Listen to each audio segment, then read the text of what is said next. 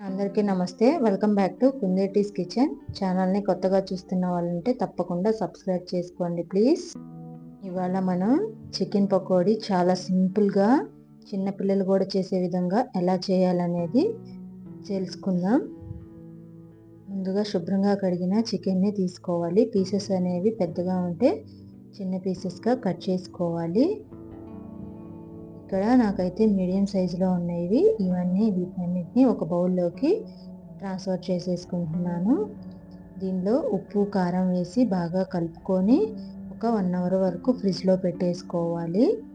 ఇలా ఫ్రిడ్జ్లో నుంచి 1 అవర్ తర్వాత తీసిన తర్వాత దీనిలోకి మనం 1 స్పూను జింజర్ గార్లిక్ పేస్ట్ని, అలానే 1/2 స్పూను చికెన్ మసాలా,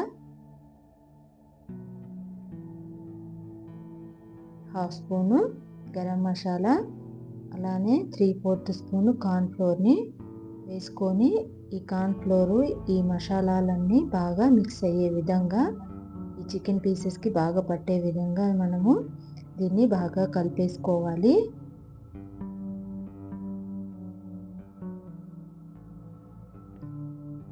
ఇలా బాగా కలిపేసుకొని మనం పక్కన పెట్టేసుకుందాం.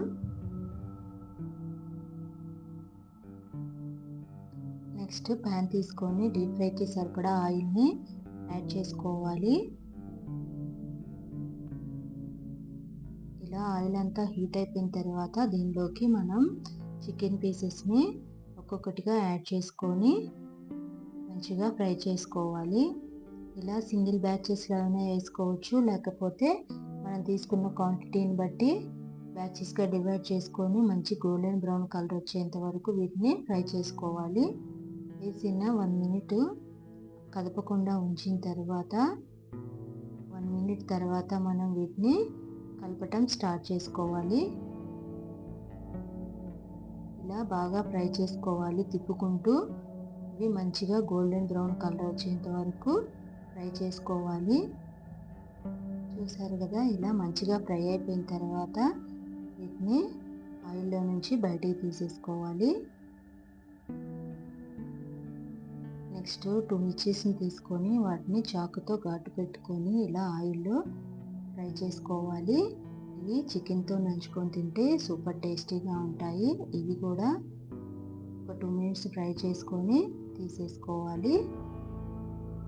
నెక్స్ట్ దీనిలోనే కొంచెం కరివేపాకుని కూడా వేసుకొని 1 మినిట్ ఫ్రై చేసుకొని తీసేసుకొని ఈ చికెన్ పీసెస్ పైన వేసుకొని తీసుకొని తింటే సూపర్ టేస్టీగా ఉంటాయి. చాలా సింపుల్గా చికెన్ పకోడీ అనేది మనం చేసుకున్నాము.